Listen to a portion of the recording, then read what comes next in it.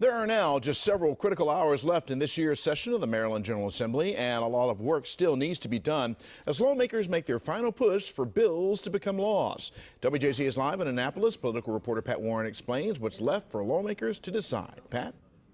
That's right, Vic. The House is in recess until 8:30 while committees work out differences and try to find consensus on bills including jobs, immigration, and drugs. The General Assembly works its way through incentives to stimulate job growth where it's needed.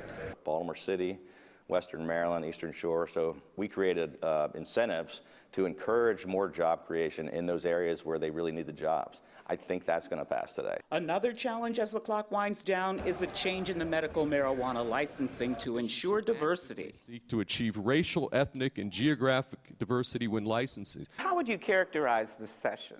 I think it's been a great session, probably the best one we've ever had. I think we've accomplished more in this 90-day session than we did in the first two added together.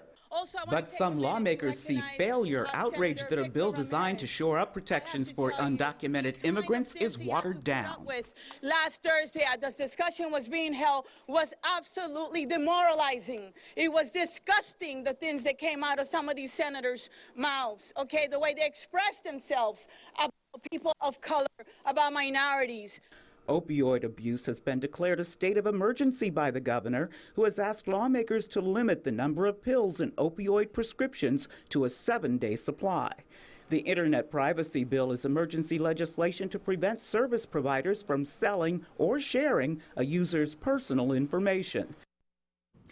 Now, the Maryland General Assembly has become the first in the country to do two things. One is to reimburse Planned Parenthood in the event that the federal government cuts off funds. And then today, it gave the Attorney General power to sue drug companies suspected of price gouging. I'm Pat Warren reporting live. Now back to you.